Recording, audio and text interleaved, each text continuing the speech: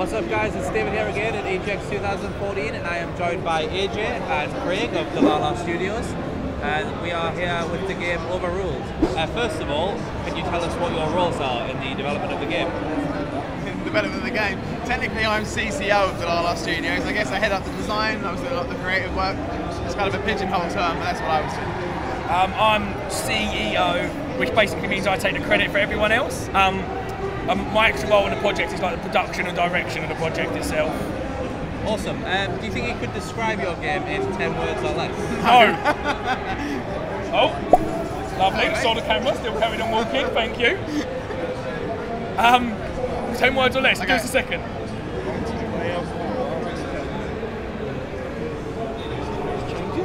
Cool, we've got it. Thank you. I love it. This is my favourite thing. Look at the camera and carry on walking.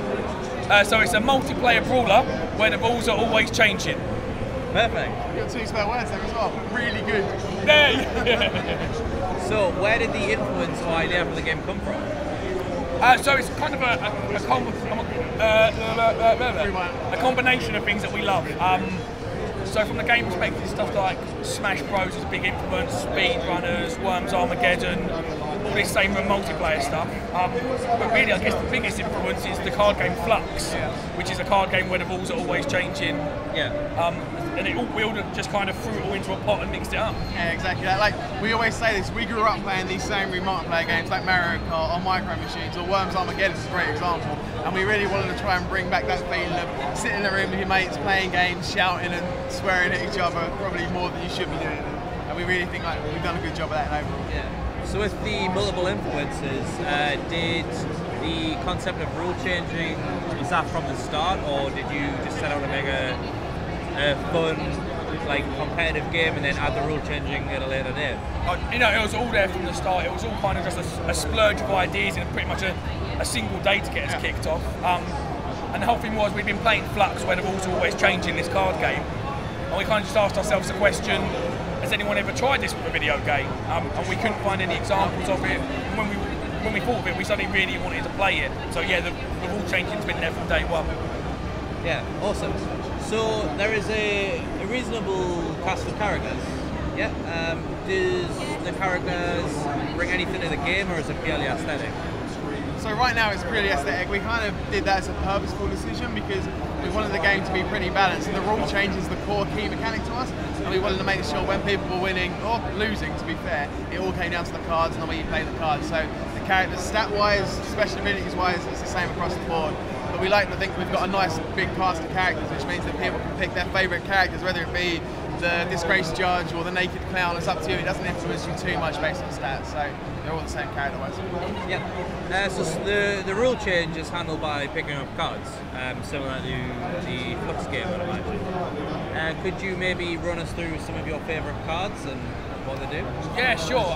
So a lot of time it's kind of combinations of cards. So we have a game mode called Fire Tag, which is where one person's on fire, everyone else is getting points. And we want it to be realistic, so the only way you pass the fire is by punching someone. That's exactly how it works in real life. Science, right there, fact. So because that's all based around being able to transfer the fire by punching, if you play that card and then get the disabled punching for 15 seconds card, you can just upset everyone in the game who's on fire. And that's one of my favourites. Yeah, that's pretty good. Hey guys, how's it going?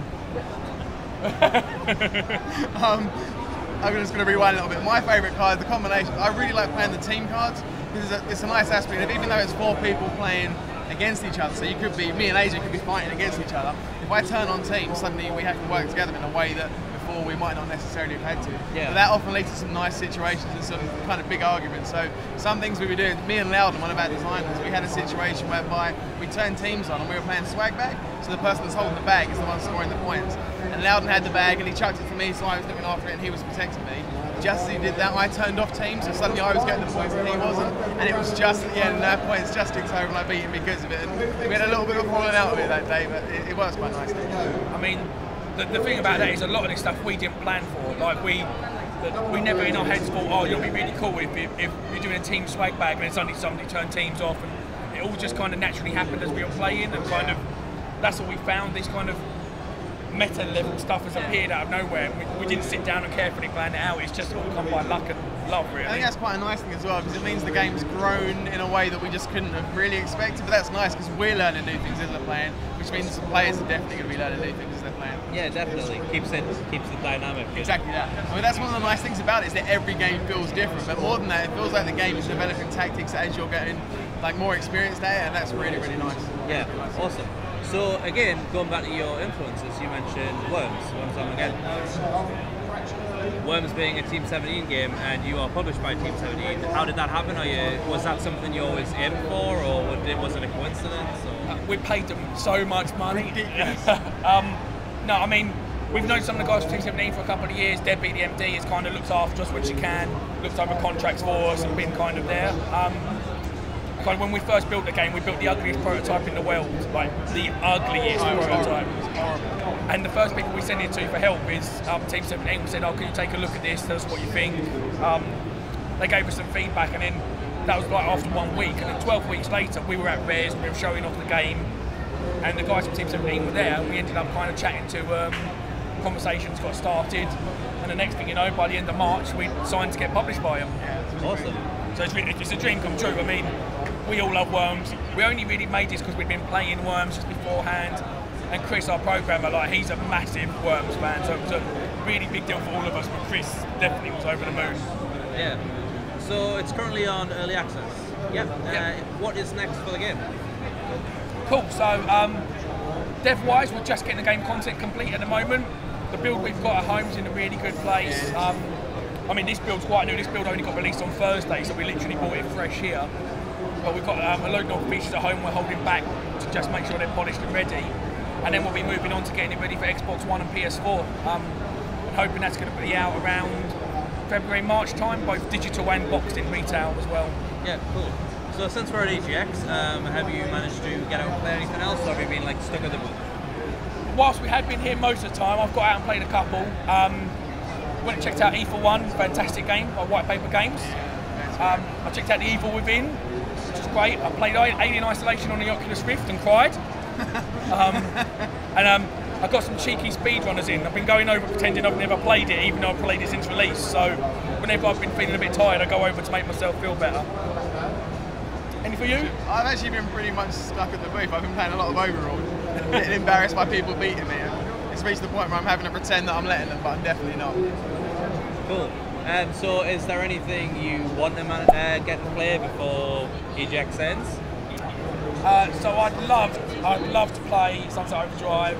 I'd quite like to get on Forza Horizon 2 to check it out so I can get it for my dad for Christmas. Yeah, I want to go down and check out the Halo booth. I mean, we all are, to be fair. We've been playing Halo for years and years and years. The new re-release, I'm actually really, really excited about. So I'm hoping to get some time on that later on, but we'll see how it goes. Awesome. Well, thanks so much for taking the time out to chat to it. Thank you. It's looking like a good game. Really looking forward to playing it when I get back. Yes. But yeah, thanks a lot. Thank you very much. Cheers. Cheers. Thank you.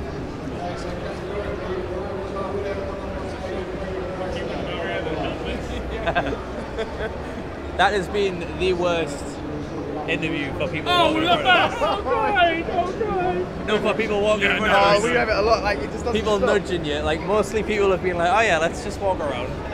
No, that was like, I don't know what it is. Maybe the day is just like the brought everybody out.